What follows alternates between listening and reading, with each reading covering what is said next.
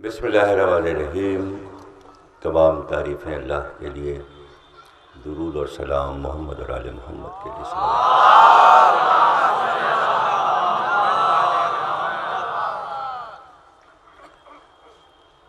سلسلہ اعزا کی دوسری تقریر آپ حضرات سماعت فرما رہے ہیں کربلا دیانت والا لکھنؤ میں۔ اس عظیم ہستی کا ذکر کہ جس کے لیے اللہ نے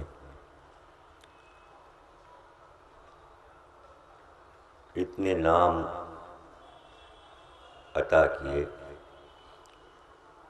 تاکہ ناموں کے ذریعے، اسماء کے ذریعے صفات واضح ہو سکیں۔ صرف ناموں کو اگر تشریح کے ساتھ لکھا جائے، پڑھا جائے اور سنا جائے تو پوری حیات، بلکہ ظہور میں آنے سے پہلے نور کہاں تھا اس کا راز بھی ناموں کے ذریعے واضح ہو جاتا ہے کہ اللہ نے اس نور کو کہاں رکھا تھا، اور جہاں یہ نور تھا وہاں آپ کو کیا کہا جاتا تھا کائنات بننے سے پہلے۔ اسی لیے انسیہ حورہ کہا گیا کہ اللہ کی وہ نعمت کہ جو فرشتوں کے لیے، جناتوں کے لیے، انسانوں کے لیے، کہ اس مخلوق کو حور کہنا بھی معیوب ہے اور انسان سمجھنا بھی معیوب ہے۔ اس لیے کہا گیا انسیہ حورہ، یعنی انسانوں کی بھی وہ سردار ہے اور حوروں کی بھی وہ سردار ہے۔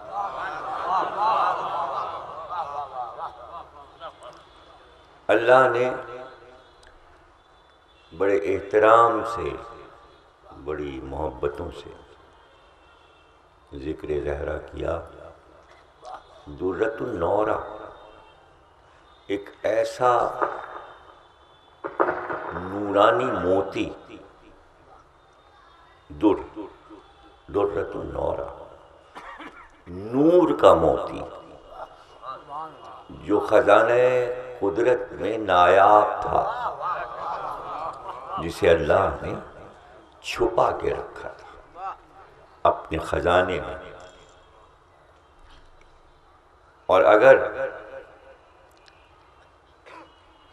سلسلہ امامت کو جاری کرنا نہ ہوتا اور نبی کی اولاد کو باقی نہ رکھنا ہوتا اللہ کو، تو کبھی زہرا کو روئے زمین پر نہ بھیجتا۔ اس لیے کہ وہ نورانی ہستی کہ زمین اس قابل نہیں تھی کہ وہاں آئیں، اور جو حدیث قدسی ہے، میری کتاب جو شہزادی پر 1500 صفحے کی ہے، اس کے پہلے صفحے پر میں نے امام صادق علیہ السلام کی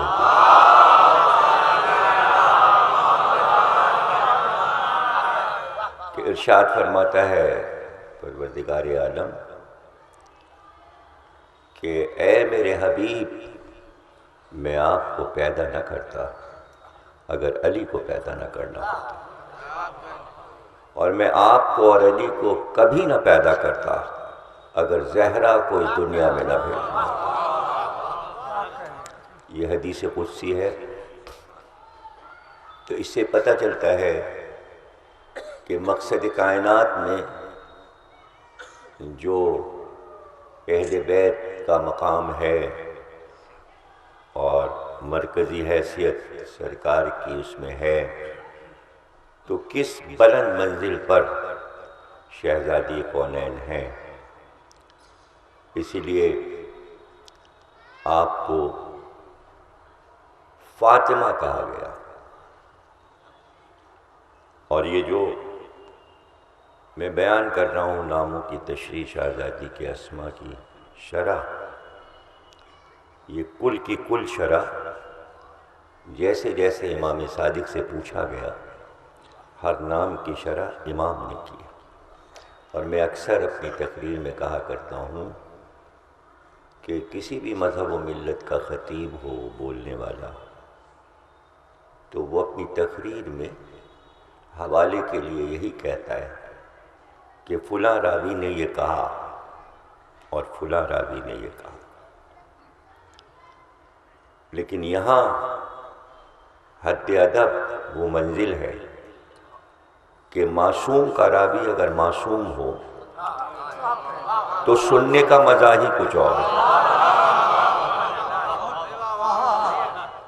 تو شہزادی تاریخ اسلام کے راویوں کی محتاج نہیں ہے، اس لیے کہ ہر ارشاد پروردگار عالم کا ہے۔ قرآن ہر آیت میں فضائل بیان کر رہا ہے، رسول خدا بیٹی کے فضائل بیان کر رہے ہیں، اور پھر آگے اولاد میں ہر آنے والا امام شہزادی کی فضیلتیں بیان کر رہا ہے۔ اس لیے کسی راوی کی ضرورت ہی نہیں ہے اور کسی کتاب کے نام لینے کی بھی ضرورت نہیں ہے، اس لیے کہ یہ مسئلہ میں نے خود ایران میں آیت اللہ جلالی سے جب ملاقات ہوئی تو ان سے پوچھا میں نے، تو انہوں نے کہا کہ یہ حجت ہے کہ اگر کوئی روایت یہ کہہ کر بیان کی جائے کہ فلاں امام نے فرمایا، تو جو بھی یہ کہے کہ حوالہ کون سی کتاب کا ہے وہ شقی ہے، اس لیے کہ امام کا نام آ گیا۔ اب اس میں ہو سکتا ہے کہ بھئی معصوم کا حوالہ جب دیا جائے گا تو جھوٹ تو بولا نہیں جا سکتا ہے، کسی کی ہمت نہیں ہے کہ معصوم کا نام لے کے کوئی ضعیف روایت اور غلط روایت پڑھ دے، تو آگے گنجائش ہے کہ کوئی جسارت کر کے کہہ سکتا ہے نہیں مانتے، تو اس کے لیے بھی معصوم نے گنجائش رکھی کہ جب ہمارا نام آ جائے اور کوئی تم سے روایت بیان کرے ہمارے نام سے، تو کبھی یہ نہ کہنا کہ یہ جھوٹ ہے، ہماری روایت ہماری طرف واپس کر دینا۔ اس سے بڑا ادب کیا ہو سکتا ہے کہ بچایا کیسے کہ زبان سے یہ جملہ نہ نکال دینا کہ ضعیف ہے کہ غلط ہے، گناہگار ہو جاؤ گے، ہمارے نام کی توہین کرو گے جب نام آ گیا۔ تو اگر تمہاری عقل میں روایت نہیں آ رہی ہے تو نیت کر کے کہو مولا چونکہ سمجھ میں نہیں آئی روایت، میں آپ کی طرف واپس کرتا ہوں، پھر تمہیں جواب ادھر ہی سے مل جائے گا۔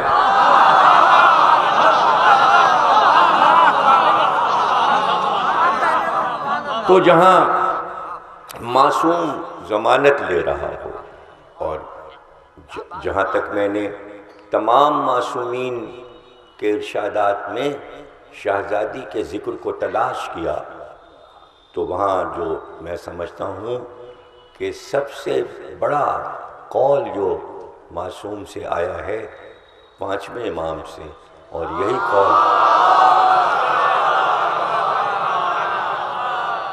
نویں امام سے بھی بیان ہوا۔ فرمایا کہ اگر معرفت زہرا حاصل نہ ہو تو امامت نہیں ملتی، یعنی امامت میں شرط ہے معرفت زہرا۔ اب آپ کو سوچیے کہ معصوم امام، اس کے لیے واجب ہے کہ وہ معرفت زہرا حاصل کرے، اور مکمل ہو معرفت زہرا میں، تو ہم آپ کیا حیثیت رکھتے ہیں؟ تو ہمیں کتنی کوشش کرنی چاہیے؟ محبت کا دعویٰ تو سبھی کرتے ہیں نا بھئی، محبت کا دعویٰ تو کوئی مسلمان ایسا نہیں جو یہ انکار کر دے کہ ہمیں قربہ سے محبت نہیں ہے، اس لیے کہ قرآن کا حکم ہے۔ ہر مذہب، ہر مکتبہ فکر یہ دعوے دار ہے کہ اہل بیت سے محبت ہے۔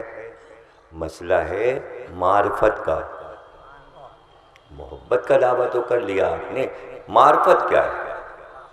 تو معرفت یہی ہے کہ بی بی کے ہر نام کے معنی معلوم ہو، ان کی تفصیل معلوم ہو، جتنی روایتیں بی بی کی سنی جائیں ان کی باریکیوں کو سمجھے کہ احترام کی حدیں کیا ہیں۔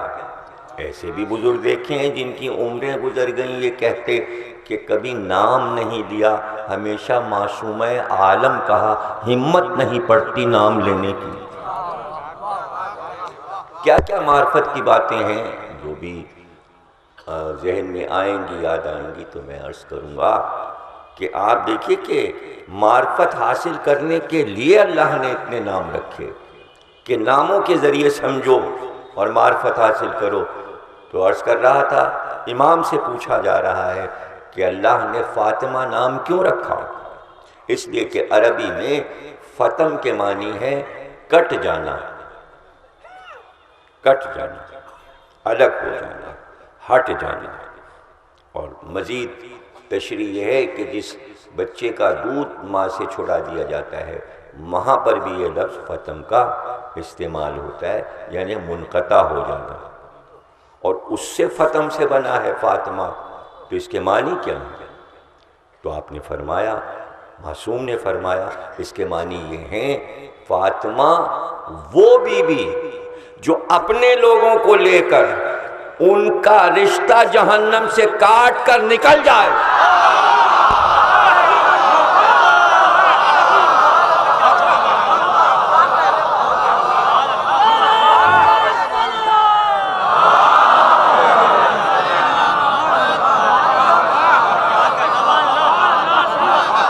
اور اس کے بعد فرمایا کہ اس لیے بار بار رسول اللہ فاطمہ کہتے تھے اور پھر شرح کرتے تھے کہ فاطمہ کیوں تمہیں کہا جا رہا ہے بیٹی سے، کہتے تھے کہ اس کے معنی یہ ہے کہ وہ بی بی جو اپنے چاہنے والوں کو آتش جہنم سے بچا کے نکال لے گئی، نکال لے جائے گی نہیں۔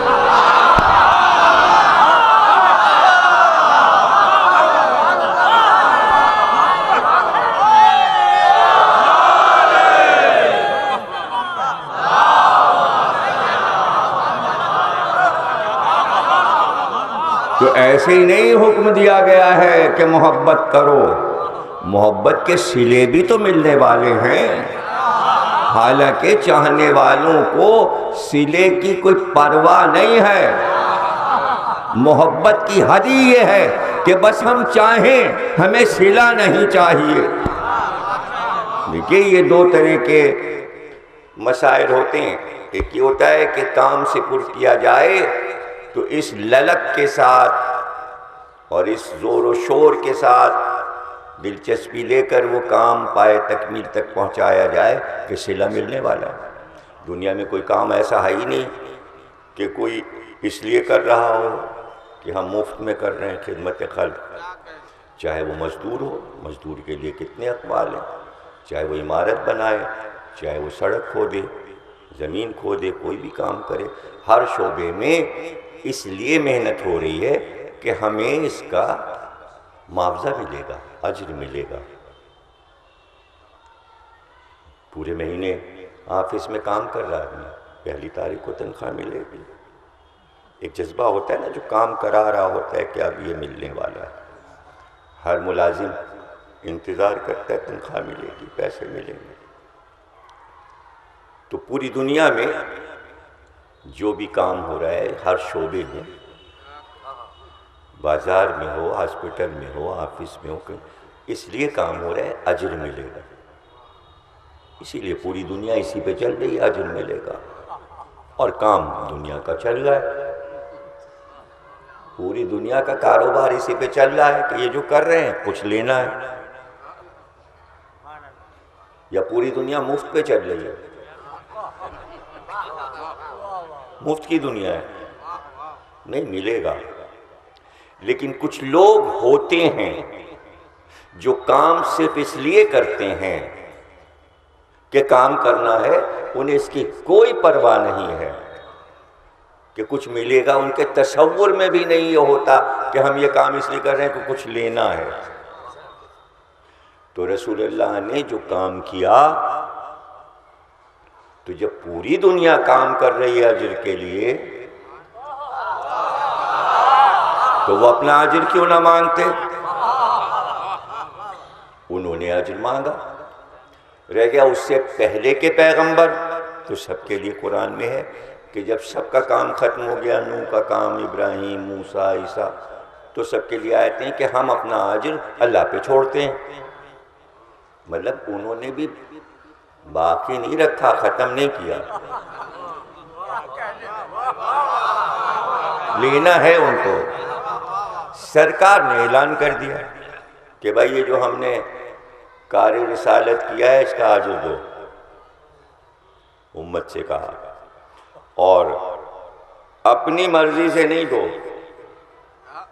ہمارا منہ مانگا اجر چاہیے۔ تم جانے کیا لیا ہوگا؟ تم تو حابیل و قابیل کی طرح ہو، کچھ وہ لے آیا کچھ وہ لے آیا، حابیل کچھ اور لایا، قابیل کچھ اور، تو پتہ نہیں تم کتنے رنگ کے ہو، تم کیا لاؤ، اور تم جو ہم مانگ رہے ہیں وہ دو، اجر رسالت۔ تو قرآن کی زبان سے مانگا،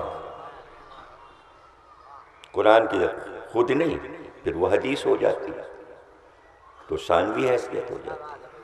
اولیت میں مانگا، یعنی آیت قرآنی، حکم الہی ہے کہ قربا سے محبت کرو، یہی اجر رسالت ہے۔ تو سرکار نے بھی اپنے کام کا اجر مانگ لیا نا، معصوم ہو کے، آخری نبی ہو کر، محبوب الہی ہو کر اجر مانگ لیا۔ تو نبی نے بھی اجر مانگا، کائنات اجر پہ کام کر رہی ہے، نبی نے بھی اپنے کام کا اجر۔ لیکن کچھ ہستیاں اس دنیا میں ایسی گزری جنہوں نے اجر کی پرواہ ہی نہیں کی۔ ان ہستیوں کے میں نام لیے دیتا ہوں کہ اجر کے پرواہ کے بغیر کام کرتے چلے گئے، اور یہ بھی نہ کہا اجر چاہیے۔ اس میں ایک نام آتا ہے ابو طالب، دوسرا نام آتا ہے زینب، تیسرا نام آتا ہے عباس۔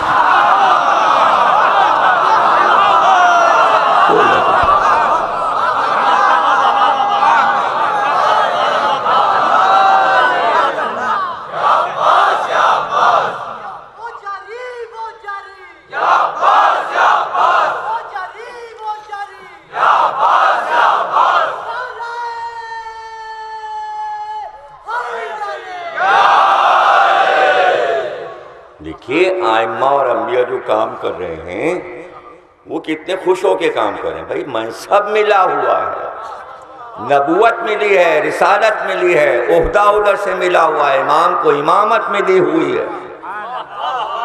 ابو طالب کو کوئی عہدہ ملا ہے، نہ منصب ہے، نہ وہ نبی ہے، نہ وہ رسول ہے، نہ وہ امام، اور کام کیے چلے جا رہے ہیں، اور نہ یہ کہہ رہے ہیں تجھ سے اجر چاہیے۔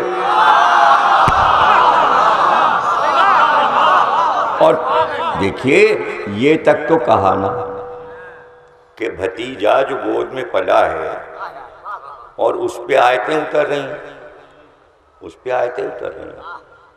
پتہ ہے کہ اللہ میاں کا ملک لے کے آ رہا ہے تو اتنے ہی کہہ دیتے، بیٹا میں نے تمہیں پالا ہے، 40 برس سرپرستی کی، میرے گھر میں رہے ہو، میرے گھر میں کھانا کھایا ہے، تم نے میری کمائی کا کھانا کھایا ہے، میرے دسترخوان پہ کھایا ہے۔ کہ اس کے بارے میں کبھی امت نے سوچا ہی نہیں کہ کافر کے دسترخوان پر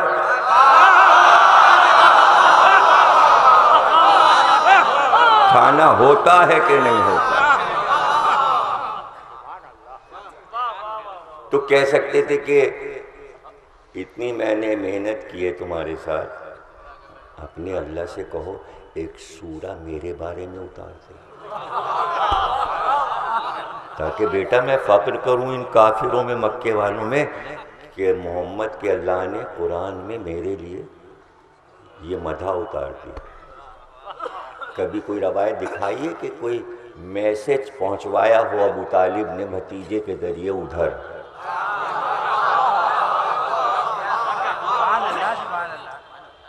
پتہ چلا بے پرواہ کام ہو رہا۔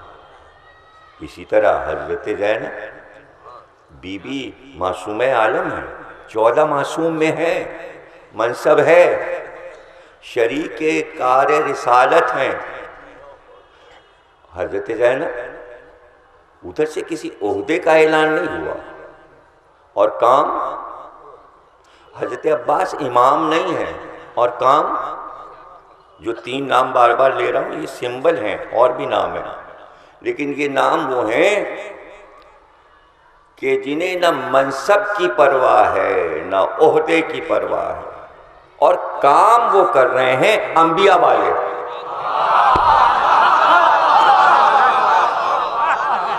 ابو طالب کے کام بھی سارے انبیاء والے، حضرت زینب کے سارے کام انبیاء والے، حضرت عباس کے سارے کام انبیاء والے۔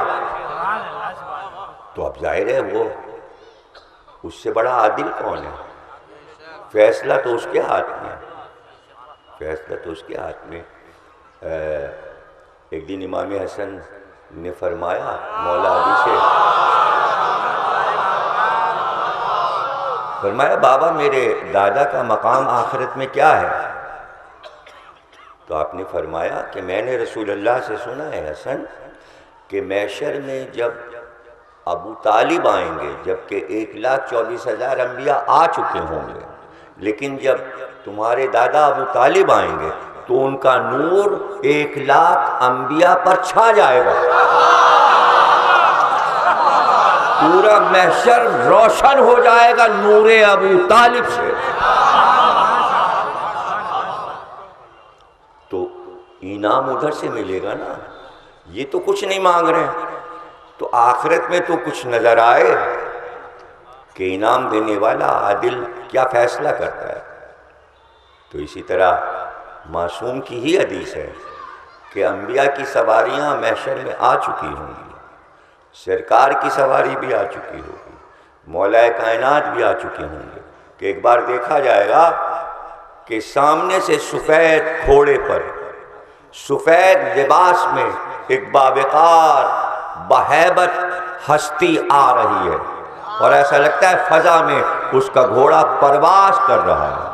تو جیسے ہی وہ سواری آئے گی، انبیاء مڑ مڑ کر دیکھیں گے اور ایک دوسرے سے پوچھیں گے سارے انبیاء تو آ چکے، یہ کون سا نبی آ رہا ہے؟ پھر محشر میں پکار ہوگی، یہ نبی نہیں، یہ عباس علمدار۔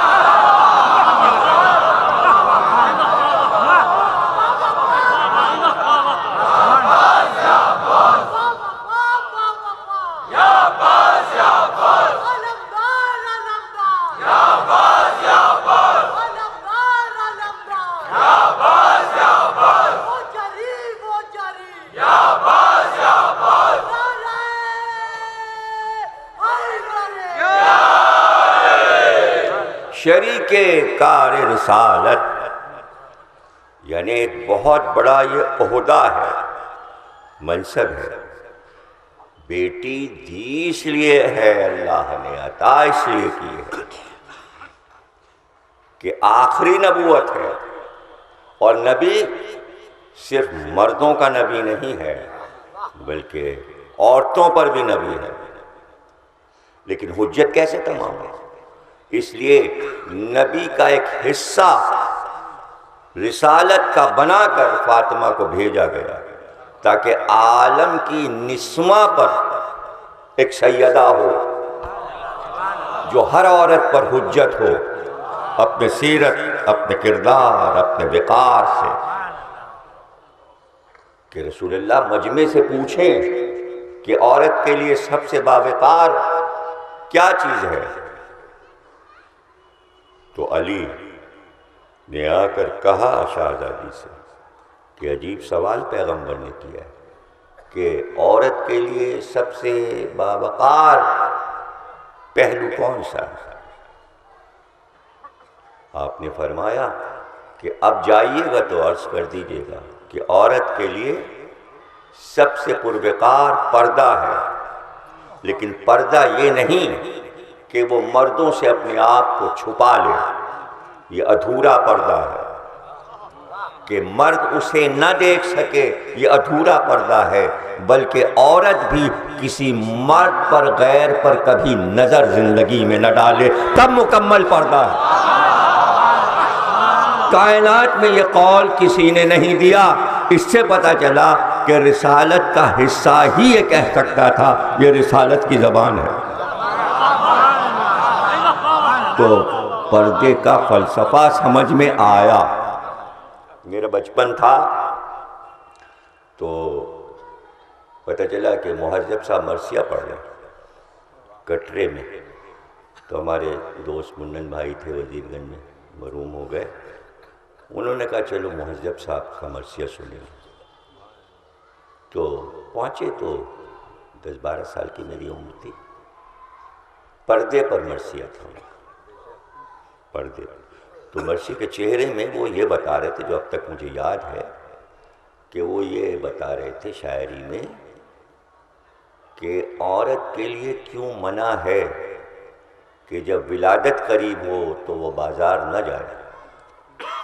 تو یہ اولڈ باتیں نہیں ہیں، یہ پرانی باتیں نہیں ہیں کہ یہ کہہ کر نظر ارے پرانے زمانے کی باتیں نہیں، یہ عین ایمان باتیں ہیں، اس کے رموز کو سمجھنا چاہیے۔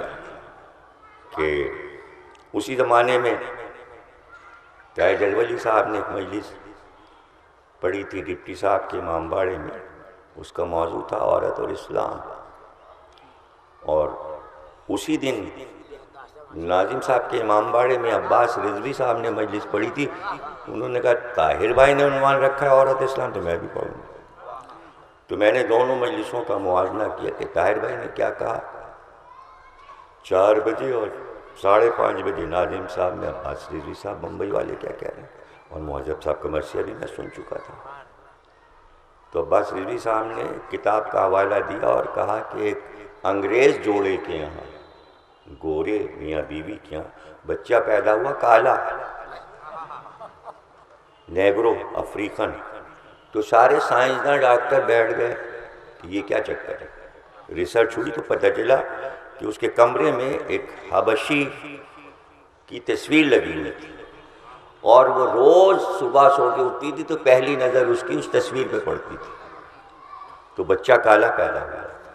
پتہ چلا کہ صرف پیکر پاک نہ ہو، نگاہ بھی پاک ہو، تاکہ اولاد پاک ہو۔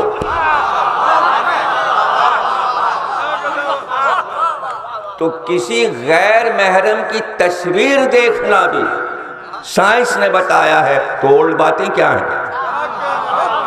تو اسی چیز کو مہذب صاحب نے نظم کیا ہے اپنے مرثیے میں، پردے میں۔ اگر آپ وہ مرثیہ پڑھیں تو آپ کو اندازہ ہوگا، تو اس میں انہوں نے یہی بات کہی کہ ان زمانوں میں بازار میں نہ جاؤ جب ولادت قریب ہے، جانے کس پہ نظر پڑ جائے، اور سائنس کہہ رہی ہے کہ کس مزاج کے لوگوں کے چہرے پہ نگاہ پڑ جائے تو وہ کرنٹ کے ذریعے وہ سارے اثرات بچے میں منتقل ہو رہے ہیں۔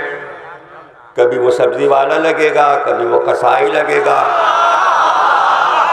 کبھی وہ تانگے والا لگے گا، کبھی وہ رکشے والا لگے گا۔ تو اولاد بین الاقوامی پیدا کرنی ہے کیا؟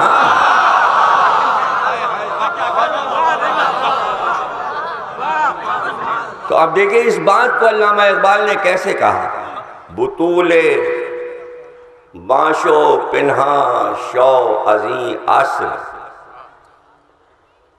بطول بن کر پردے میں چھپ جا اے اسلامی عورت، در آغوش شبیری بے گیری، تاکہ ہمیشہ تیری گود میں حسین جیسا پاکیزہ بیٹا آئے۔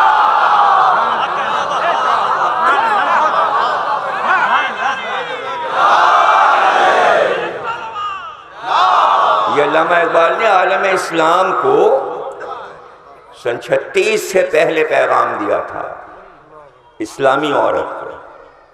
تو آپ دیکھیے کہ اقبال حنفی سنی تھے، لیکن اسلام سے جس عورت کو انتخاب کیا میسج کے لیے، تو کوئی کہے عورتیں بہت ہیں لیکن میسج ہر عورت کی زندگی میں نہیں ہے. عورت وہی عورت ہے جس کے قدم گھر سے باہر نہ نکلیں،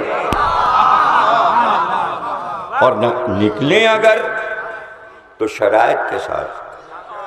اور اگر اللہ کسی سے کہہ دے باہر نہ جانا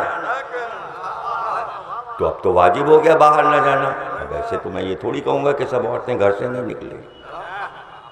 نکلیں، لیکن یہ بھی زہرا بی بی نے بتایا جب بھی نکلیں گھر سے تو شرائط کے ساتھ.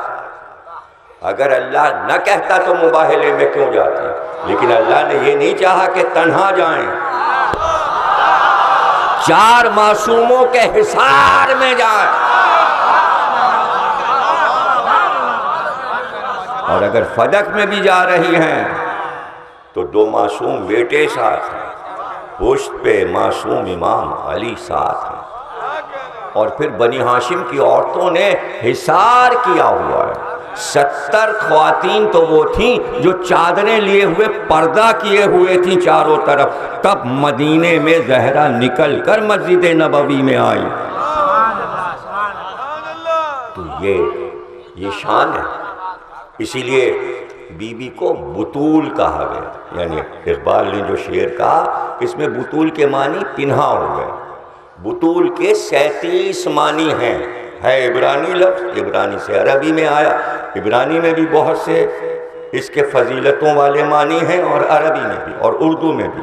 یعنی وہ بی بی جس نے اپنے آپ کو زمانے کی نگاہوں سے چھپا لیا ہو، اس لیے آپ کا لقب ہوا بطول عذرا. اور حدیث میں آیا کہ مریم بھی بطول تھی، اس لیے کہ انہوں نے بھی اپنے آپ کو مردوں سے چھپا لیا تھا. جب آ کے ملک نے کہا کہ اللہ نے طے کیا ہے کہ بیٹا عطا کرے، تو یہی کہا تھا میں نے تو آج تک کسی مرد کو دیکھا ہی نہیں. تو یہ ناز تھا جناب مریم کا. یہ بہت بڑی فضیلت ہے جناب مریم کی کہ کسی مرد کو دیکھا ہی نہیں. بطول کے معنی. تو اب کیا عظمت ہے جناب فاطمہ کی. تو نام جلالی ہے جناب فاطمہ، اور جلالی ناموں میں بطول نام سب سے زیادہ جلال والا ہے. کیوں؟ قرآن میں جب آپ دیکھیں گے کہ اللہ قسم کھاتا ہے، 87 قسمیں اللہ نے کھائیں، اور مفسرین نے شیعہ سنی دونوں نے لکھا کہ قسم کھانا اللہ کا مقام جلال ہے. اللہ کا جلال کسی عام آدمی کا جلال تھوڑی، کسی ذل الہی کا جلال تھوڑی. اللہ کا جلال کائنات پہ چھا جائے اس کا جلال. تو ہم آپ قسمیں کھاتے ہیں یقین دلانے کے لیے، تاکہ سامنے والے کو بات کا یقین ہو جائے. اللہ کیوں قسم کھائے؟ پتہ چلا مقام جلال ہے. نون والقلم وما یسطرون، یاسین والقرآن الحکیم، حامیم سجدہ. قسمیں والتین والزیتون وطور سینین وہذا البلد الامین. قسمیں کھا رہا ہے. قسمیں والعادیات ضبحا فالموریات قدحا فالمغیرات صبحا. قسمیں یعنی یہ سب جلال. اس لیے آپ دیکھیں کہ جو قسموں والے سورے ہیں وہ جلالی نمازوں میں پڑھے جاتی ہیں. جب آپ مفاتی میں دیکھیں گے کہ نماز حضرت جعفر طیار کیسے پڑھی جائے تو اس میں آپ کو یہ جلالی سورے مل جائیں گے، اس لیے کہ نماز جعفر طیار جلالی ہے اور اس کا وقت بھی مقرر ہے جلالی، ظہر و عصر کے درمیان، چونکہ مقبولیت والی نماز ہے. مفاتی میں تو ساری نمازیں آپ کو مل جائیں گی. نماز جناب سیدہ اس میں بھی جلالی سورے ہیں، علاوہ سورہ الحمد و سورہ قل واللہ جلالی سورے پڑھے جاتے ہیں. اس لیے کہ پڑھنے والا کچھ مانگنا چاہ رہا ہے، کچھ طلب کر رہا ہے. تو جلال کا واسطہ دے رہا ہے، پروردگار کے جلال کا واسطہ دے رہا ہے۔ تو جتنی بھی قسمیں اللہ کھاتا ہے قرآن میں 4 طریقے سے کھاتا ہے، 4 طریقے ہیں اس کے قسم کھانے کے۔ کہتا ہے تاللہ قسم ہے، باللہ قسم ہے، واللہ قسم ہے، للہ قسم ہے۔ آپ بھی بولتے ہیں للہ ہمیں یہ کام کر دینا، باللہ میں نے یہ نہیں کیا، بولتے ہیں یا نہیں؟ یہ قسمیں آپ بھی کھاتے ہیں، اللہ نے قرآن میں کھائی، 4 طریقے کی قسمیں کھائی، باللہ، باللہ، واللہ، للہ۔ صرف ہر قسم کا پہلا حرف لے لیجئے، تاللہ سے تے لیجئے، باللہ سے بے لیجئے، واللہ سے واو لیجئے، للہ سے لام لیجئے۔ بطول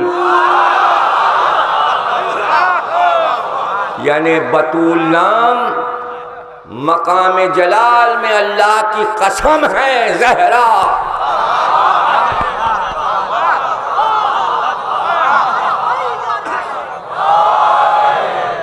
بطول لغت عرب میں دیکھیں گے تو یہ سارے معنی آپ کو بطول کے مل جائیں گے، پاک و پاکیزہ، طاہر و اطہر، عبادت گزار۔ وہیں آپ کو ایک معنی یہ بھی مل جائیں گے کہ بطول ایک عمل ہے، اور وہ عمل باغبانی کا ہے کہ جب کوئی میٹھے پھل کا درخت فصلیں دیتے دیتے بوڑھا ہو جاتا ہے اور فصلیں بند ہو جاتی ہیں۔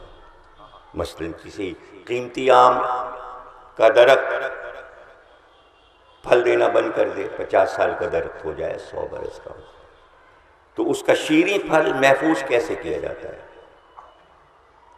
اس کی شاخ میں کٹاؤ کر کے کسی اور تخمی درخت کی ایک شاخ کو پیونکاری کے ذریعے جوڑا جاتا ہے، اور جب شاخ جوڑتے ہیں تو اس پہ مٹی لگا کے، بوری لگا کے رسی سے باندھ دیتے ہیں۔ وہیں سے ایک نیا پھل شروع ہوتا ہے 2 پھلوں کے میل سے، اور اس کے بعد اسی درخت کو نکال کے دوسری جگہ لگا دیتے ہیں، پھر ایک نیا درخت بنتا ہے اور فصلوں پہ فصلیں آتی ہیں۔ اس عمل کو کہتے ہیں بطول، یعنی درخت کی فصل کی پیونکاری کو کہتے ہیں بطول۔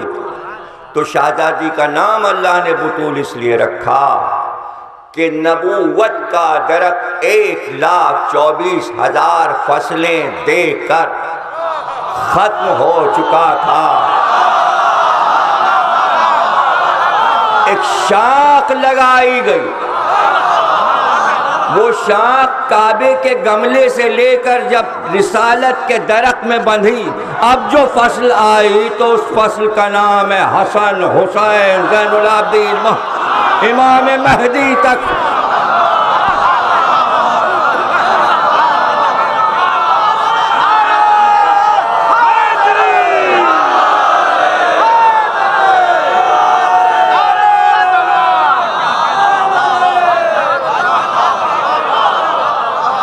کیا پھل آئے، کیسے شیریں پھل آئے، اور وہ فصل اب تک رکی نہیں، بہار امامت ہے اور ایک سلسلہ ہے، باقی سلسلہ ہے۔ بطول زہرا، امام سے پوچھا گیا زہرا کیوں کہتے ہیں؟ فرمایا امام نے کہ زہرا روشنی کو کہتے ہیں، زہرا رسالت کی روشنی ہے، زہرا امامت کی روشنی ہے۔ اور پھر آیت سے امام نے فرمایا وَالشَّمْسِ وَالضُّحَاهَا وَالْقَمَرِ إِذَا تَلَاهَا۔ تو 2 آیتوں میں سارا دین رکھ دیا اللہ نے۔ قسمیں 2 ہیں، سورج کی قسم، چاند کی قسم، لیکن صرف قسم نہیں کھائی، مجھے سورج کی قسم ہے اور اس کی روشنی کی قسم، والقمر اذا تلا، چاند کی قسم اور اس کے اس عمل کی کہ وہ سورج کے پیچھے پیچھے آتا ہے۔ تو امام نے فرمایا، امام صادق نے فرمایا کہ والضحیٰ، روشنی کون ہے؟ والشمس والضحیٰ، سورج یعنی ذات رسالت کی قسم، اس کی روشنی کی قسم یعنی زہرا کی قسم، چاند کی قسم یعنی ذات امامت علی کی قسم، اور اس عمل کی قسم کہ رسالت کے پیچھے بلا فصل آیا۔ چاند سورج کے پیچھے بلا فصل آیا، یہ نہیں کہ ستارہ پہلے سورج کا جانشین بن گیا پھر چاند آیا، جہاں سے سورج ڈوبتا ہے وہیں سے چاند طلوع ہوتا ہے۔ اس لیے سورج کے فوراً بعد اللہ نے قمر یعنی چاند کی قسم، اور چاند کے بہت سے نام ہیں عربی میں، ہمارے ہاں تو بس چاند کہہ دیا تو چاند ہے، پہلی کو بھی چاند ہے اور دوسری کو بھی چاند ہے اور 14ویں کا بھی چاند ہے اور پہلی کا بھی چاند ہے اور آخر شب کا بھی چاند ہے۔ چاند ہے تو چاند ہے، اور اگر بیٹا چاند ہے تو اماں کی نظر میں بس ایک ہی چاند ہے، چاند چاند ہے۔ لیکن عربی میں پہلی کا چاند کچھ اور نام ہے اور دوسری کا کچھ اور، تیسری کا کچھ اور 14ویں کا کچھ اور جب کامل ہو تو اسے کہتے ہیں قمر، جب 14ویں کا ہو، اور جب تیسری تک کا ہے تو ہلال یعنی ناقص ہے، کامل ہوا تو کہا قمر، تو ہلال کی قسم نہیں کھائی، اس لیے کہ جب تشبیہ دیتا ہے اللہ علی سے کسی شے کو تو وہ چیز ناقص نہیں ہوتی، کامل ہوتی ہے، اور اس کی گواہ غدیر خم کی آیت ہے، اکملت لکم دینکم، دین کامل ہو گیا۔ تو ہر شے علی پر آ کر کامل ہوتی ہے، ناقص، ہر ناقص چیز جب علی کے پاس آتی ہے کامل ہو جاتی ہے۔ کمال تو قسموں میں بھی کمال، تو زہرا رسالت کی روشنی ہے، اس لیے ان کا نام زہرا ہے۔ پوچھنے والے نے کہا صادقہ بھی ہیں اور صدیقہ بھی ہیں، کہاں صادقہ کے معنی یہ ہیں جس نے کبھی عمر بھر جھوٹ بولا ہی نہ ہو، وہ صادقہ ہے۔ اس نے کہا اور صدیقہ کا، صدیقہ کے معنی یہ ہیں کہ ہر عورت صدیقہ نہیں ہو سکتی، صرف زہرا ہی صدیقہ ہو سکتی ہیں یا ان کی بیٹیاں صدیقہ ہو سکتی ہیں، اس لیے کہ صدیقہ کے معنی یہ ہے جو کہہ دے وہ ہو جائے۔ صرف بچوں سے کہا تھا درزی کپڑے لائے گا، تو اللہ نے کہا کہنا یہی کہ درزی آیا ہے، رضوان نہ کہنا، جو کہہ دیا ہے وہ ہو جائے۔ تو اب جو محشر میں کہہ دیں وہ ہو جائے، جو زبان سے جملہ نکل جائے۔ تو جہاں جہاں قرآن میں حضرت ابراہیم کو صدیق کہا، حضرت یوسف کو صدیق کہا، کئی انبیاء کو صدیق کا لقب دیا اللہ نے، تو وہاں پر کہا ہے اگر صدیق تو اس کی وجہ یہ ہے کہ ان میں بھی وہ صفت تھی کہ جو کہہ دیں وہ ہو جاتا۔ تو حضرت یوسف کے لیے کہا کہ یوسف صدیق نبی تھا میرا، تو جب قید خانے میں دو قیدی آئے اور صبح اٹھے انہوں نے کہا خواب دیکھا ہے، کیا دیکھا؟ کہ ہم نے دیکھا ہے کہ ہم بادشاہ کو شراب پلا رہے ہیں، اس کو جام بھر کے دے رہے ہیں۔ یوسف نے کہا تو ساقی بنے گا فرعون مصر کا۔ شراب کے معنی عربی میں پینے والی شے، ہمارے یہاں شراب کہتے ہیں نشے والی چیز کو، شرابن طہورا، پینے والی پاکیزہ شے، ہر پینے والی شے کو شراب کہتے ہیں۔ لیکن ہم لوگوں نے کچھ لفظ ایسے مخصوص کر لیے ہیں کہ اللہ اگر کہے نجائل فی الارض خلیفہ تو ہم نے لفظ ہی الگ کر لیا، برادری سے نکال لیا۔ تو اب جہاں پر جو لفظ مقرر ہو جائے تو اردو زبان ہے، عربی سے لے لیا تو ہم نے اپنے معنی لے لیے تو مشہور ہو جاتا ہے۔ تو یہ تو اردو کے کمالات ہیں۔ دوسرے نے کہا ہم نے خواب دیکھا ہے کہ ہمارے سر پہ روٹیاں رکھی ہیں اور پرندے کھا رہے ہیں۔ نوچ نوچ کے روٹیاں لے جائے. یوسف نے کہا تجھے پھانسی ہوگی, سولی پہ چڑھایا جائے گا اور تیری لاش صحرا میں پھینک دی جائے گی اور تیرے دماغ کے گودے کو پرندے آ کے کھائیں گے. تو اس نے ٹھٹا لگایا اور کہا ہم تو مذاق کر رہے تھے, ہم لوگوں نے کوئی خواب تھوڑی دیکھا. جب بری تعبیر ملی تو اس نے کہا نہیں, خواب ہی نہیں دیکھا. تو حضرت یوسف نے کہا اب ہوگا وہی جو ہم نے کہا.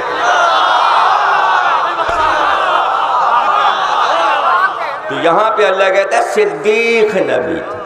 صدیق کے معنی جو کہہ دے. اب اردو میں لوگ معنی لیتے ہیں صدیق کے معنی جو سچ بولے یا جو تصدیق کرے. نہیں, قرآن کے لفظوں میں معنی ہے جو کہہ دے وہ ہو جائے. تو جوان کو لٹا دیا, چادر ڈال دی, جنازہ لے کے علی کے پاس آئے کہ نماز جنازہ پڑھا دیجیے. تو 3 بار پوچھا اس سے جو اس میت کا ولی بنا ہوا, اس مردے کی نماز جنازہ پڑھا دوں؟ پھر پوچھا اس مردے کی نماز جنازہ, ہاں پڑھا دی, ہاں پڑھا دی. آپ نے پڑھا دی تو فوراً بڑھ کے کہا یہ کس کی نماز جنازہ پڑھا دی؟ ہم لوگ تو ایک زندہ لائے تھے آپ کا امتحان کرنے کے لیے, ایک لڑکے کو لٹایا تھا. علی نے کہا جو کہہ دیا وہ ہو چکا, جاؤ دفن کر دو, یہ مردہ ہے.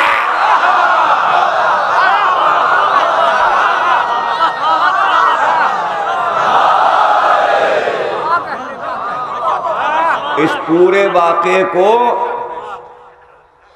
اتنا مشہور واقعہ تاریخ میں آیا, لیکن علامہ اقبال کی نظریں بڑی باریک تھیں. شعر پورا کہہ دیا اس پہ غزل میں, ہو زندہ کفن پوش تو میت اسے سمجھے. ہو زندہ کفن پوش تو میت اسے سمجھے, یا چاک کریں مرد کے ناداں کے کفن کو. یعنی زندہ کے لیے قرآن نے کہا یہ چلتی پھرتی میتیں ہیں, علی نے زندہ کو کہا یہ مردہ ہے. اور جو زندہ پہلو میں ہے وہ کفن پوش تھا, اس کو کہا دفن کر دو, اس کے کفن کو چاک کر دیا کہ اندر سے تو دیکھو ہے کیا. یہ ہے بات علامہ اقبال. تو زہرا اس لیے نام کہ روشنی ہے اور نور ہے, صادقہ اس لیے کہ تا حیات سچ بولا, صدیقہ اس لیے کہ جو کہہ دیا وہ ہو گیا. راوی نے کہا راضیہ, کہ راضیہ وہ جس سے اللہ راضی ہو گیا. مرضیہ, کہ مرضیہ وہ جو اپنے رب سے راضی ہو گئے.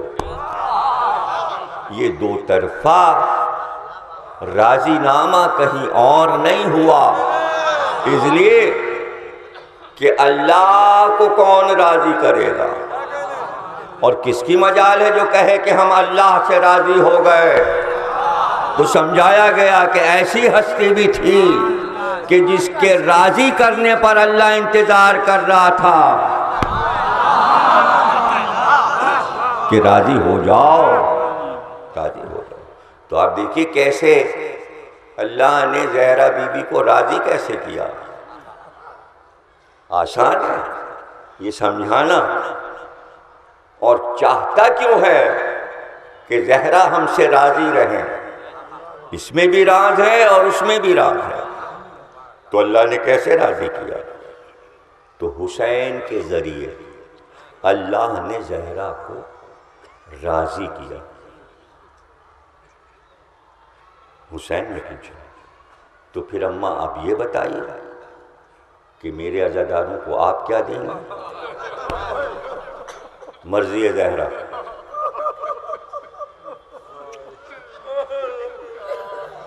تو اب زہرا بی بی کی مرضی تو سمجھیے.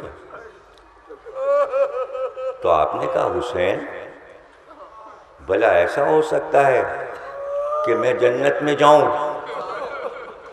نہیں, میں تو جنت کے دروازے پہ رک جاؤں گی جب تک تمہارا ایک ایک عزادار جنت میں داخل نہ ہو جائے. میں جنت میں قدم نہیں رکھوں گا. ایک چھوٹے بچے کے ذریعے اللہ نے زہرا بی بی کو راضی کیسے؟ مرضی کیا ہے؟ ورنہ زہرا کی مرضی کیا ہے؟ اسی دنیا سے تو آئی تھی، وہاں کا نور تھی، وہاں حکومت تھی، عالم ہو ان کی سلطنت ہے۔ عرض کریں گے کہ عالم ہو کیا ہے؟ ہو اللہ کا نام ہے، لیکن مقام ہو جہاں بیت معمور تھا، جہاں بی بی کا نور رکھا گیا، اور یہ نہیں کہا جا سکتا کہ خلق کیا گیا، بس تھا، اور بیت معمور میں متمکن تھا، اور فرشتوں کو حکم تھا کہ اس کا طواف کرو، اس گھر کا، بیت معمور کا طواف۔ اور اسی بیت معمور کے نیچے جبریل نے خانہ کعبہ کی بنیاد رکھ کے آدم کو بتایا یہ ہے اللہ کا گھر، یہاں وہاں اللہ کا گھر وہ ہے۔ قرآن میں ذکر ہے بیت معمور کا، جہاں نور زہرا تھا۔ تو جہاں اتنی فضیلتیں دنیا میں آمد سے پہلے ملی ہوں، اور پھر اللہ یہ چاہے کہ زہرا راضی ہو جائیں، اب یہ راز کلرز کریں گے کہ کیوں پروردگار چاہتا ہے کہ زہرا مجھ سے راضی رہیں؟ یہ اس لیے کہ اگر آپ تصور کریں کہ کس دنیا میں ہیں، وہاں جہاں ایک مقام اعلیٰ پر ہیں، وہاں سے یہاں بھیجا جائے جو کم ترین جگہ ہے، اور کیوں آ رہی ہیں؟ کچھ اس کے کام ہیں جو زہرا کو یہاں بنانے ہیں۔ تو اب جو اس کام کے کرنے میں انہیں اذیتیں ہوں گی، اللہ یہ چاہتا ہے جو زحمتیں تم نے توحید کی خاطر یہاں کے اٹھائی ہیں، ہم تمہیں راضی کرنا چاہتے ہیں کہ تم نے ہماری خاطر اس زمین پر قدم رکھ کر ہمارے کام بنا دیے۔ بس یہ ہے راضیہ اور مرضیہ۔ طاہرہ بھی ہیں، صالحہ بھی ہیں، مبارکہ بھی ہیں۔ مرضی اللہ کی مرضی، زہرا نام ہے اللہ کی مرضی کا، اسی لیے سورہ قدر آپ کی شان میں اتارا گیا۔ اور معصومین نے فرمایا کہ شب قدر اس لیے آتی ہے، شب قدر اس لیے آتی ہے تاکہ قدر کے معنی ہے تقدیر، اور ہر انسان کی تقدیر کی تفصیل لے کر روح القدس میں فرشتوں کے اترتا ہے۔ تو یہ قدر جو اتاری جا رہی ہے شب قدر میں، یہ اس لیے کہ اللہ یہ چاہتا ہے کہ کچھ لوگوں کی تقدیر بدل جائے۔ تقدیر بدلنے کے لیے یہاں بھیجا جا رہا ہے، کس کے پاس؟ صاحب امر کے پاس۔ تو صاحب امر کون ہے؟ سورہ قدر اترا تھا رسول اللہ کے زمانے میں، تو رسول اللہ تو رسول ہیں اور نبی ہیں۔ یہ تو سورہ قدر جس پہ اتر رہا ہے وہ صاحب امر ہے، اسی کو کہا جائے گا صاحب امر، وہی کہا جائے گا اولی الامر۔ اور یہ بتا دیا رسول اللہ نے کہ میرے بعد اولی الامر آئے گا، رسول اولی الامر نہیں ہے۔ اچھا تو آیت پڑھ لیجئے آپ، سب بچوں کو یاد ہوگی، اطیعوا اللہ و اطیعوا الرسول و اولی الامر منکم، اطاعت کرو اللہ کی، اطاعت کرو رسول کی، اور اطاعت کرو اولی الامر کی۔ پتہ چلا تینوں الگ الگ ہیں، اللہ اور ہے، رسول اور ہے، اولی الامر اور ہے۔ اور امر اتر رہا ہے، کس پہ اترے گا؟ اولی الامر پر۔ اور کب اترے گا؟ سال میں ایک بار شب قدر۔ تو رسول کے زمانے میں سورہ آ رہا ہے، تو قدر کس پہ اور امر کس پر؟ پوچھا گیا امام سے کہ بھائی یہ امر کس پہ اترا تھا اور اولی الامر کون تھا رسول اللہ کے سامنے؟ امام نے فرمایا میری دادی فاطمہ زہرا اولی الامر ہے پہلی، پہلا امر جو اترا رسول کے سامنے وہ زہرا پہ اترا، اس لیے کہ علی اولی الامر غدیر میں بنے، اب علی پہ امر، اور پھر ہر امام اپنے دور میں اولی الامر ہے، اس پہ امر آ رہا، اب صاحب امر ہے اور وہ امر کے مالک ہیں۔ تو پہلی اولی الامر جناب فاطمہ۔ راوی نے کہا کہ ان اللہ فی لیلۃ القدر، لیلۃ القدر کیا ہے؟ کہ یہ نام ہے میری دادی فاطمہ زہرا کا۔ تو اب جب مرضی اتر رہی ہے تو آیت اللہ خوئی سے پوچھا گیا کہ بھئی دعائیں اگر ہم مانگتے رہیں اور نہ پوری ہوں تو کیا کریں؟ دعائیں نہ پوری، تو فرمایا کہ امام کا قول یہ ہے کہ اگر مایوسی ہو رہی ہے تو اپنے مقام پر کھڑے ہو جاؤ اور 7 بار پکارو، یا مولاتی یا سیدتی یا فاطمہ زہرا اغیثنی، وہاں سے قدم ہٹے گا نہیں کہ مراد آ جائے گا۔ کیوں؟ پوچھا گیا، آیت اللہ کوئی نے فرمایا کہ زہرا نام ہے مرضی الہی کو، قدر کو بدل دینے کا، اسی لیے قدر نام ہے۔ تو اب وہ جو قدر اتری ہے اور جو امر اترے ہیں، کسی کی عمر 60 سال ہے، کسی کی روزی بہت کم ہے، کسی کو پریشانی ہے، کسی کو مصیبت ہے، واسطہ دیا زہرا کا، مرضی الہی بدل گئی، 60 سال والا 100 سال کا ہو گیا۔ تو زہرا مرضی الہی ہیں۔ اب مرضیہ کے معنی سمجھ میں آ گیا، لیکن یہاں پہ تھوڑا سا آپ سوچ رہے ہیں کہ ہم اوور تو نہیں ہو گئے، ٹھہرے، ہم مبالغہ تو نہیں کر رہے ہیں، پریشانی ہو گئی نا۔ اور پریشانی اس لیے ہو جاتی ہے کہ نارمل دین لوگ گزارنا چاہتے ہیں۔ میں نے پہلا جملہ کہا تھا کہ چاہنے کا دعویٰ اور ہے، معرفت کا دعویٰ اور ہے۔ جب معرفت کی باتیں شروع ہوتی ہیں، بھائی وہ حدیں ختم ہو گئیں جہاں آپ مودت کر رہے ہیں، میں ان حدوں سے آگے لے جا رہا ہوں آپ کو۔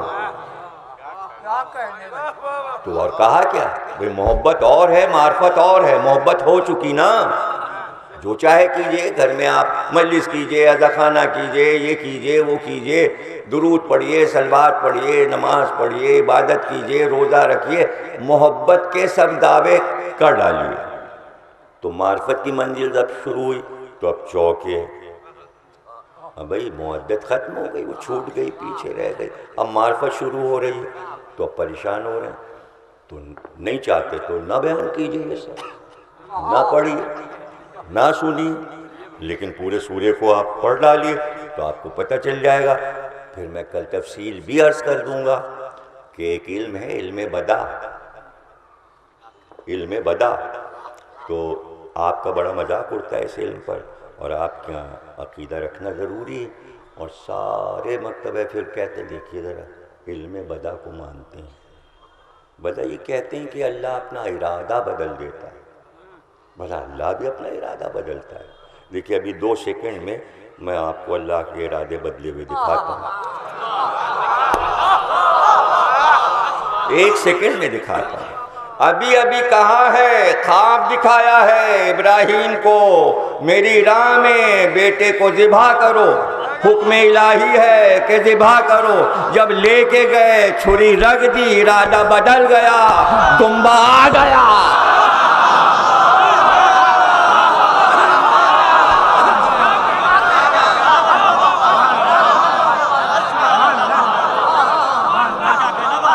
ارادہ بدل گیا۔ اچھا ہم کہیں دیکھیے ذرا کیسی بدعت کرتے ہیں، اللہ کا بھی کہیں ارادہ بدلتا ہے، دیکھیے ابھی پھر بدل جائے گا 1 سیکنڈ میں۔ میرے اللہ ارادہ ہی نہیں بدل، جو ارادہ کر لے وہی ارادہ ہے، بدلتا ہی نہیں۔ یعنی علم بدا کے قائل ہی نہیں، بدا یعنی ارادہ بدلنا۔ تو یونس نے کہا عذاب لیا، کہاں لے آئیں، عذاب آ گئے، دیکھ لیا، اطمینان ہو گیا، یہ آیا عذاب، چل لیے، اب تو آ گیا، قوم تباہ، کشتی پہ بیٹھ گئے، لیجئے ارادہ بدل گیا، اللہ کا نبی، اور کشتی چلتے چلتے طوفان میں گر گئی۔ ملا نے کہا کوئی غلام بھاگا ہے اپنے آقا سے، تبھی تو کشتی پہ آفت آئی ہے۔ کوئی غلام اپنے آقا سے بھاگا ہے، ملا کہہ رہا ہے، کشتی بان کہہ رہا ہے، کشتی کا مالک کہہ رہا ہے۔ اس نے کہا بھائی قرآن اندازی پرچیاں ڈالو، پرچیاں ڈالو۔ پرچی تو آپ کو پتہ ہے نا زیارت کے لیے پرچیاں ڈالی جاتی ہیں۔ ناظم صاحب کے امام باڑے میں ناصر ملت آئے، پھر نصیر ملت آتے تھے، ایک ڈبہ ادھر رکھا ہے، ایک ڈبہ ادھر رکھا ہے، ایک ادھر سے پرچی نکلی ہاں نہیں کی، اور ادھر سے سب کے نام، جو شام سے ہی سب ڈبے میں اپنے نام ڈال لیتے، تو ادھر سے پھر ایک پرچی نکلی ہاں نکلا، تو ہاں بھائی فلانے صاحب کی پرچی، ارے بھائی سلواتے ہیں جایا زیارت پہ جا، یہی ہے نا قرآن ڈال۔ اس نے کہا قرآن ڈالو سب کے نام لکھ کے، کون ہے؟ غلام جو بھاگا ہے آقا سے۔ جناب یونس کا نام نکلا، سب نے کہا اٹھا کے پھینکو سمندر میں تب طوفان رکے گا۔ جا رہے تھے کہاں، اللہ کا ارادہ بدل گیا، مچھلی کھا گئی۔ آئے تھے کام کرنے نبوت کا، بھیجا تھا اللہ نے کہ نبوت کا کام کرو ہمارا، جا کے اللہ کا ارادہ بدل گیا کہ مچھلی کھا جائے۔ اگر پہلے سے ارادہ ہوتا کہ مچھلی والا معاملہ ہے تو یونس کو بتا نہ دیتا اللہ کہ یہ بھی میرا ارادہ، تو کہتے نہیں میں نہیں جا رہا، کہ یہ میرا انجام ہے کہ مچھلی کھا جائے، نبی ہو کہ یہ میرا اسٹیٹس ہے۔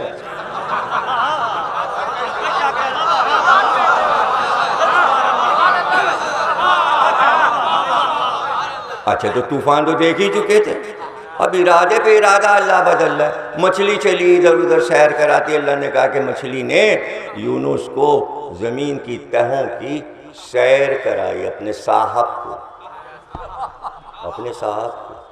وہ مچھلی والے صاحب مشہور ہو گئے، یونس کا نام قرآن میں مچھلی والے صاحب۔ سیر کراتی ہوئی چلی تو جناب عالی وہ ایک جگہ پر عجیب بات ہوئی کہ یہ تو مچھلی میں جب گئے تو اندھیرا ہی اندھیرا، تو انہوں نے جلدی سے تسبیح پڑھنی شروع کی، لا الہ الا انت سبحانک انی کنت من الظالمین، لا الہ الا انت سبحانک انی کنت۔ تو اب ظاہر ہے کس خوبصورتی سے نبی قرأت کرتا ہوگا، ادائیگی ہوگی، تو وہ اب قصے میں قصہ ارادے بدل رہے ہیں اللہ کے، کیا کیا میں بدلوں، تقریر بدلی جا رہی ہے۔ اچھا وہ پیارے صاحب رشید کی ابھی میں اس میں فنکشن سے ہو کے آ رہا ہوں، ان کی کتاب رباعیات رشید، تو رشید صاحب یاد آ گئے، کتاب ہاتھ میں تھی پیارے صاحب رشید کی، تو بدلی پہ ایک بند انہوں نے کہہ دیا، یہ تو شاعری تھی جناب، ادھر بدلی ادھر بدلی، چار معنی میں لفظ بدلی استعمال کیا، لیکن میں نے تو پیارے صاحب رشید کو نہیں سنا، سید احمد صاحب قبلہ اللہ مقامہ 9 محرم کو پڑھتے تھے کٹرے میں اپنے گھر پہ مجلس، بڑا مجمع ہوتا تھا، کشمیری دستہ وزیر گنج کا اور گولہ گنج کا خصوصی ماتم کرنے آتا تھا سید احمد صاحب کی فرمائش پہ صدر ولا حسین، اور گھر پہ ان کے تو یاد دلاتے تھے، جب وہ وزیر گنج مجلس پڑھنے جاتے تھے سید احمد صاحب، تو ایک ایک ماتم دار سے کہا بھائی 9 تاریخ میری بھولیے گا نہیں، آپ لوگ ماتم کرنے آئیے گا۔ ایک مجلس وزیر گنج میں پڑھتے تھے اور ایک گولہ گنج میں پڑھتے تھے، اور صبح کی مجلس وہ پڑھتے تھے،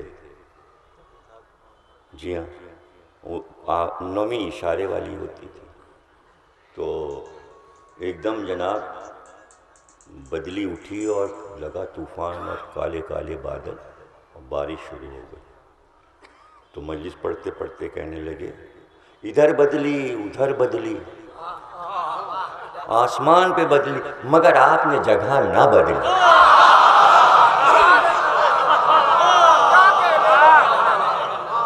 اب یہاں مسئلہ ہے بدلی اور ارادہ بدلنے کا مسئلہ ہے، تو بار بار ارادے بدل رہے ہیں میرے بھی، کہ تقریر بڑھاؤں کہ گھٹاؤں، چھوٹی کروں کہ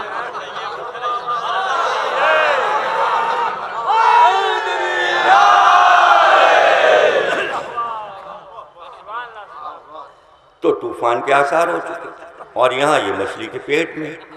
تو اب ظاہر ہے کہ پہلے سے بتانا پڑے گا کہ اب آگے کیا منظر آ رہا ہے. تو جناب موسیٰ کا بہنوئی تھا قارون، اس کو سونا بنانا آ گیا اور ساری دنیا کا سونا اس نے اپنے یہاں بھر لیا. اور لوگ بھوکوں مرنے لگے، مانگتے تھے کھانے کو تو دیتا نہیں تھا، کنجوس اتنا تھا. اچھا دولت مند وہی بنے گا جو کنجوس ہوگا. سخی تو کبھی دولت مند ہو ہی نہیں سکتا. جو لٹا رہا ہے بانٹ رہا ہے تو وہ دولت مند کیسے ہوگا؟ تو دولت مند کو جہاں دیکھے سمجھ جائیے اس سے بڑا لکھنؤ میں بخیل کوئی نہیں. یعنی بہت قارون ہو، مطلب ہر ایک دولت مند کو نہ کہیے گا، قارون ٹائپ. ہاں تو وہ تو اللہ نے اس کی اس بخالت کی سزا یہ دی کہ فرشتوں سے کہا اس کا سارا خزانہ اس کے سر پہ لاد کر اس کو زمین میں دھسا دو. یہ جناب علی طاہر جلولی صاحب یاد آ گیا تو اگلا جملہ ان کا میں آپ کو دے رہا ہوں. کاظمین میں مجلس پڑھ لیتا، کہنے وہ دھس رہا ہے اور قیامت تک قارون دھستا رہے گا زمین کے تپوں میں اور فرشتے عذاب کرتے رہیں گے. اب وہ دھستا ہوا زمین میں دھس رہا تھا کہ اسی سمندر کی تہہ میں مچھلی اس طرف لے کے یونس کو پہنچ گئی. تو ایک بار قارون نے فرشتوں سے کہا ٹھہرو، یہ آواز جو آ رہی ہے آل موسیٰ اور ہارون کے لہجے کی ہے. جیسی تسبیح و تقدیس وہ لوگ کرتے تھے وہ آواز سن رہا ہوں، لا الہ الا انت سبحانک انی کنت من الظالمین. قارون سن رہا، مجھے یہ آواز تو سننے دو. تو فرشتوں نے کہا ہارون اور موسیٰ مر چکے، مر گئے، اور ان کی اولاد ان کے بچے کا سب مر چکے، کوئی باقی نہیں. یہ تو ایک ان کی نسل میں یونس ہے کا سب مر گیا، آل ہارون آل موسیٰ کوئی نہ رہا. فرشتوں نے کہا سب مر گئے. قارون نے کہا ہائے افسوس، آل ہارون و موسیٰ میں اب کوئی نہ رہا. اللہ نے کہا ہمارے عظیم نبیوں کی آل پر اس نے ایک آہ کی ہے، اس لیے اس کے عذاب کو کم کر دو. ایک آہ پر. طاہر جلولی صاحب کا جملہ آپ کو کاظمین میں عابدیہ کاظمیہ کی شب بیداری کی مجلس کا جملہ سنایا. 8 ربیع الاول کی شب میں جو مجلس ہوتی تھی آگ کے ماتم کی، یہیں سے انہوں نے رب دیا تھا کہ ایک آہ آل پر ہو تو عذاب کم ہو جاتا ہے قارون کا، اور کوئی آل محمد کو روتا رہے تو اس کی کیا عظمت ہے. یہ سارے واقعات انبیاء ما سبق کے اسی لیے ہیں کہ آپ کسی سے دلیلیں لیں اور پڑھ کر بات کو سمجھیں کہ اللہ اپنے دین کے ذریعے انسانیت کو کیا سمجھانا چاہتا ہے. اور اس کے بعد مچھلی نے یونس کو جیسے نگلا تھا ویسے اگل دیا کہ گوشت کا لوتھڑا ہو چکے تھے، چلنے پھرنے کی طاقت نہیں تھی، اور ایسا گوشت کا لوتھڑا ہو گئے تھے کہ اگر مکھی بیٹھ جائے جسم پہ تو زہر باد ہو جائے. تو اللہ نے کدو کی بیل اگائی صرف ان کی خاطر. یہ سبزی کا درخت اگا اس لیے کہ اس کے پتے میں یہ خاصیت ہے کہ اس پہ مکھی نہیں بیٹھتی. کدو کے پتے پہ مکھی نہیں بیٹھتی. اس درخت نے ان پہ سایہ کیا اور اس کی ہوا سے انہیں صحت ہوئی، اور جسم جیسا تھا مجسم دوبارہ ویسا ہوا.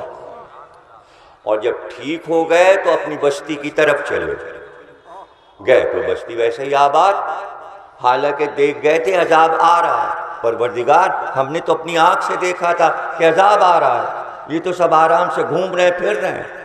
کہا یونس تم تو انہیں چھوڑ کے چلے گئے، جیسے ہی تم چلے گئے یہ سب سجدوں میں گر گئے اور پکار کر کہا پروردگار ہم تیرے اوپر ایمان لے آئے، اگر یونس آ جائیں تو ہم ان کی نبوت پر بھی ایمان لائیں گے، ہماری خطاؤں کو معاف کر دے، اس لیے ہم نے اپنا ارادہ بدل دیا۔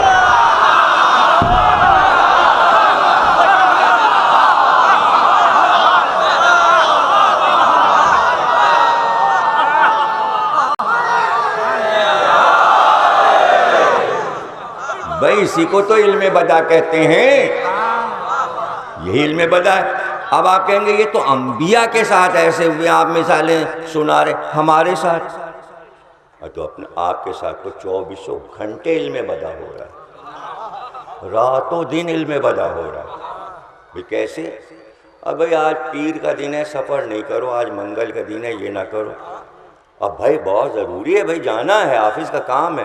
اچھا تو جناب سے پوچھو، جناب صدقہ نکال دیجئے گا، 10 روپے دے دیجئے گا، آٹا دے دیجئے گا، جو دے دیجئے گا، کالا کپڑا اور کالا سرسوں اور یہ اور صدقہ نکال کے چلے جائیے۔ صدقہ کیا کرے گا؟ بلاؤں کو دور کر دے گا۔ پتہ چلا بلا آنے والی تھی، اللہ نے کہا صدقہ نکال دو، ہم ارادہ بدل دیں گے۔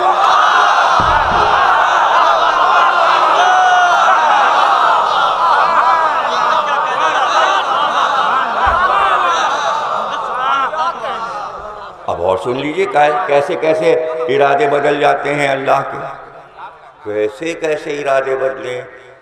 آیت اللہ دست غیب نے، ایک سیکنڈ لیتا ہوں، دست غیب نے اپنی کتاب قیمتی موتی میں لکھا ہے یہ واقعہ، بڑا پسند آیا مجھے۔ انہوں نے لکھا کہ حضرت عیسیٰ اپنے حواریوں کے ساتھ جا رہے تھے، وہ تو تبلیغی دورے پہ رہتے ہی تھے، تو ایک طرف سے گزرے، گانے بجانے کی آوازیں آ رہی، روشنی ہو رہی، تو حضرت عیسیٰ نے حواریوں سے کہا خوشیاں ہو رہی ہیں، یہ باجے بج رہے ہیں، شادی ہے اس گھر میں، شادی ہو رہی ہے۔ ابھی جب ہم لوگ واپس آئیں گے گاؤں سے ہو کے تو یہاں صف ماتم بچھی ہوگی، رونے چیخنے کی آوازیں آ رہی ہوں گی اور یہاں غم منایا جا رہا ہوگا۔ تھوڑی دیر کے بعد حضرت عیسیٰ واپس ہوئے اس گاؤں سے ہو کے، ویسے ہی خوشیاں ہو گئی۔ اللہ کا ارادہ ہی نہیں بدلا، نبی کہہ رہا تھا اللہ نے بدلا ہی نہیں ارادہ۔ حضرت عیسیٰ جیسا نہ تھا۔ حواری نے کہا آپ تو کہہ رہے تھے کہ واپس ہوں گے تو یہاں رونا پیٹنا مچا ہوگا۔ ایک حواری سے کہا جاؤ دروازے پہ جا کے کہو عیسیٰ آئے ہیں۔ پورا برادری جتنے شادی کے باراتی تھے سب دوڑے، حضرت عیسیٰ یہ تو برکت کی بات ہے کہ ہمارے یہاں بیٹی رخصت ہو رہی، شادی کا دن، حضرت عیسیٰ تشریف لے آئے۔ سب آ گئے، قدموں پہ گر گئے، آپ تشریف لائیے۔ کہا نہیں ہمیں وہاں لے چلو جہاں دلہن بیٹھی ہے، جس کمرے میں دلہن بیٹھی ہے وہاں لے چلو۔ اور خوش ہوئے سب کہ ان کو یہ بھی پتہ ہے کہ دلہن رخصت ہو رہی ہے، برکت کی بات ہے۔ سیدھے پہنچے اور اس کے بعد آپ نے کمرے میں داخل ہو کر دلہن کا جو تکیہ رکھا تھا حضرت عیسیٰ نے جلدی سے تکیے کو ہٹایا۔ جیسے ہی تکیے کو ہٹایا اس میں سے ایک کالا زہریلا سانپ نکل کے بھاگا۔ دلہن کے تکیہ کے نیچے سانپ تھا، حالانکہ لکھنؤ والے کہتے ہیں رات کو نام نہیں لیتے۔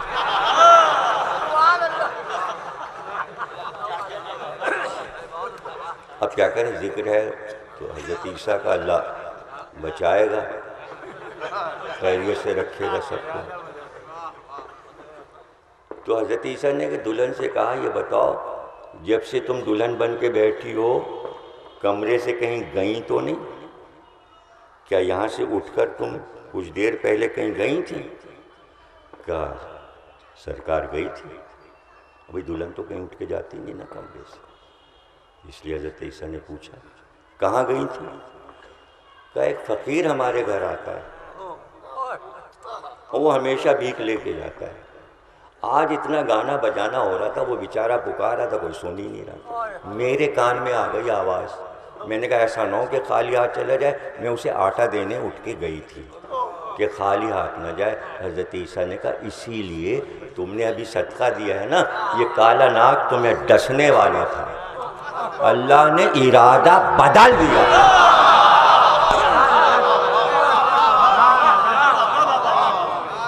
تو اب نتیجہ یہ ظاہر ہوا اتنی دیر کی گفتگو سے کہ تقدیر اسے کہتے ہیں جو زہرا کے دروازے پر آ کر اپنا ارادہ بدل دے۔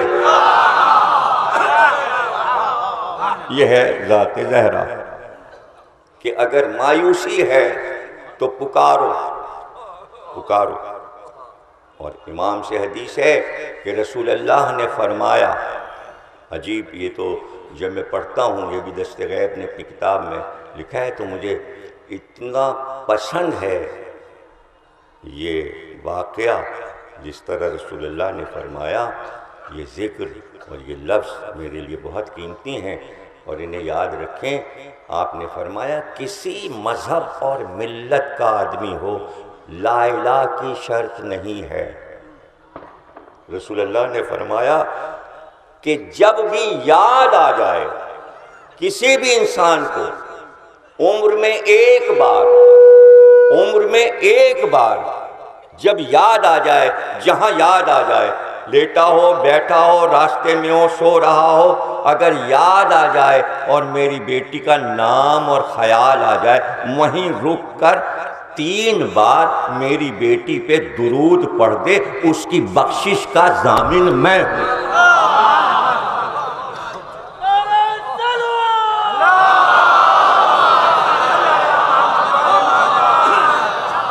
تو اب جو گفتگو ہوئی، مودت کی گفتگو ہوتی رہتی ہے، ہم گفتگو کر رہے ہیں معرفت کی۔ اگر کسی کے سمجھ میں نہیں آتی تو امام نے فرمایا واپس کر دو۔ رات میں آپ جائیے گا، لیٹیے گا، کہ ضمیر اختر کی تقریر ہمارے سمجھ میں نہیں آئی، اقوال معصومین جو پڑھے اور یہ پڑھے، تو بنیت کیجیے گا، کہے گا امام ہمارے سمجھ میں ان کی تقریر نہیں آئی، ہم واپس کرتے ہیں آپ کی طرف۔ جواب آ جائے تو باتیں ہو رہی ہیں معرفت کی، چونکہ آپ کا نام ہی معرفت ہے، معرفت الہی کہتے ہی زہرا بی بی کو۔ اور ان منزلوں سے کہ جہاں مرضی الہی یہ ہو کہ پیغمبر سے بار بار یہ کہا جائے ہر نماز کے بعد کہ اپنے حجرے میں سیدھے نہ جائیے گا، زہرا کے دروازے پہ رکیے، نمازیوں کو روکیے اور ان سے کہیے یہ دروازے کو یاد رکھنا، اس دروازے کے احترام میں کمی نہ آئے۔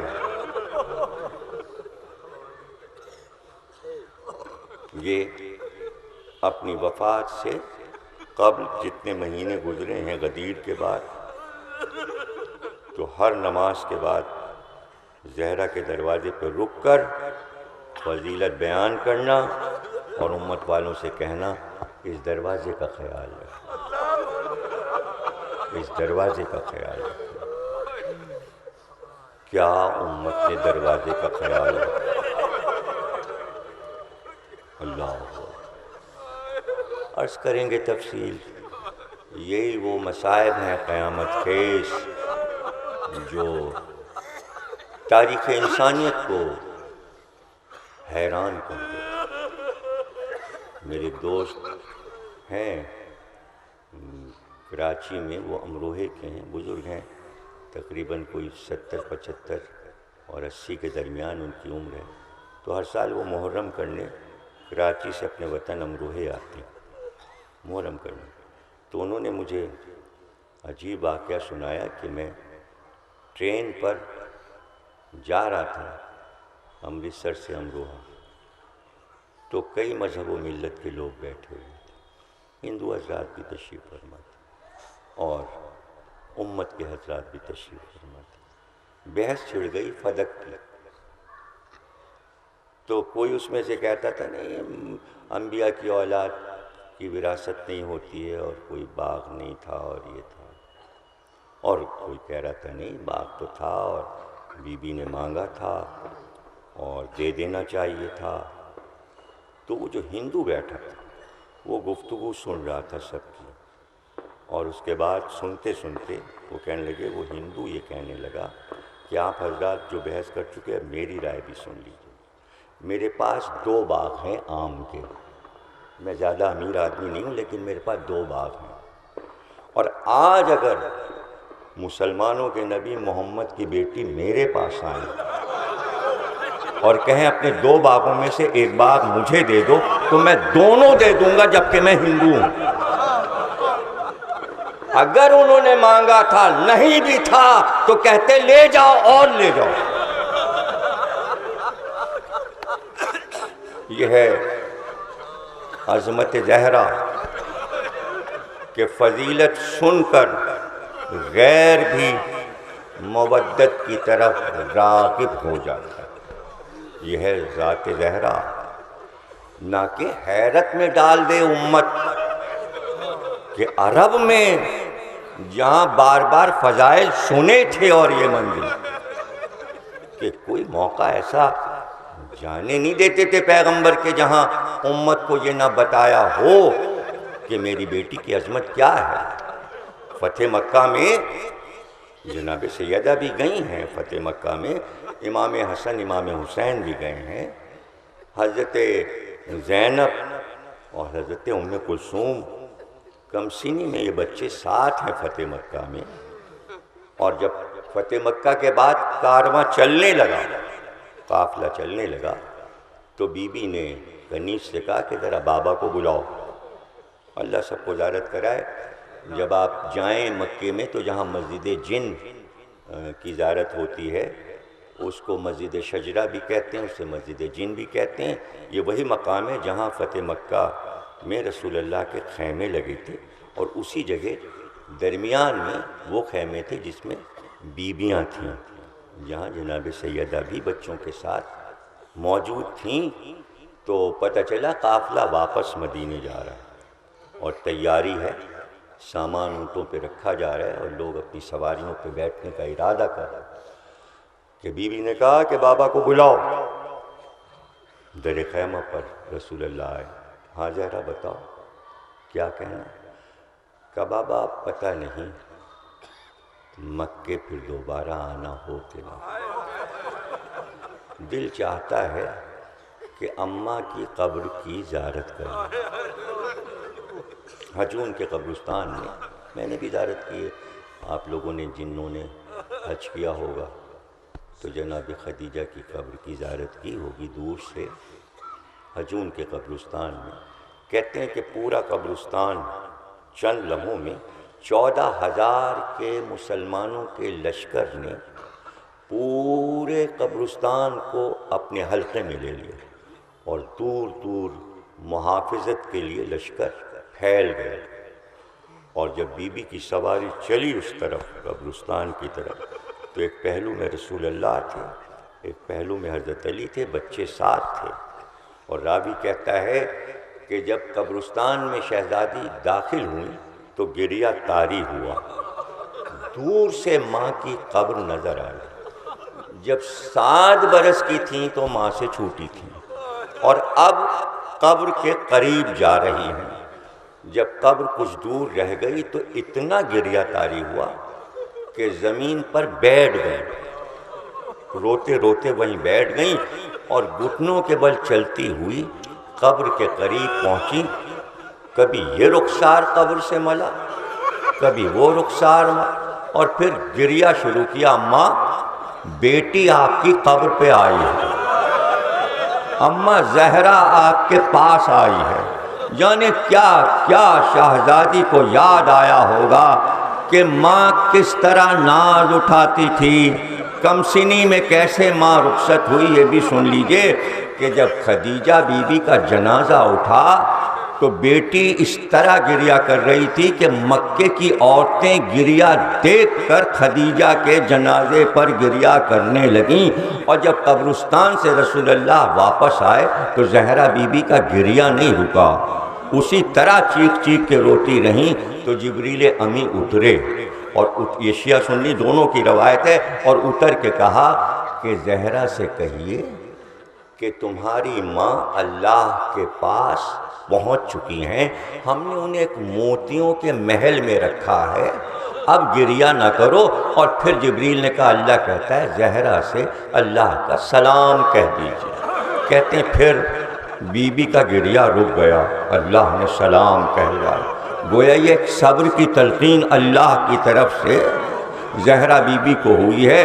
تو اب وہ سب کچھ یاد آیا ہے زہرا کو، قبر خدیجہ پر پہنچ کر اتنا گریہ کیا کہ رسول اللہ گریہ کرنے لگے، مولا علی گریہ کرنے لگے، اور دونوں طرف دونوں بیٹیاں اور دونوں بیٹے تڑپ کے ماں کو روتا دیکھ کر تو اس طرح صبر کی تلقین کی کہ زانو پہ ہاتھ رکھا، پہلو پہ ہاتھ رکھا، کہا زہرا مڑ کر تو دیکھو حسن اور حسین کس طرح تڑپ کے رو، ذرا دیکھو تو بیٹی زینب کس طرح رو رہی، ام کلثوم کس طرح، صبر کرو زہرا، اب سواریاں تیار ہیں، چلو۔ آپ نے یہ منظر دیکھا کہ آپ کو یاد آیا کہ کوئی اور بیٹی اپنی ماں کی قبر پہ آ رہی ہے، رات ہو گئی تھی، جنت البقیع کے دروازے پر فضہ بی بی پیچھے پیچھے، آگے آگے زینب۔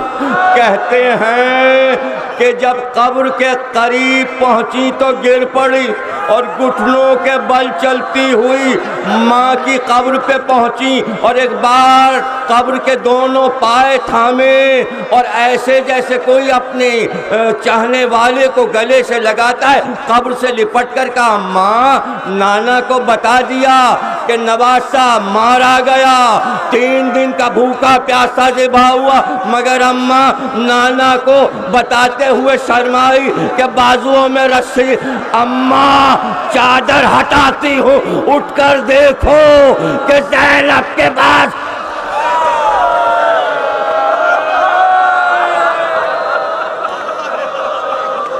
بارلا اس عبادت کو قبول فرما، ہمیں کوئی غم نہ دینا سوا غم حسین کے بحق کے محمد۔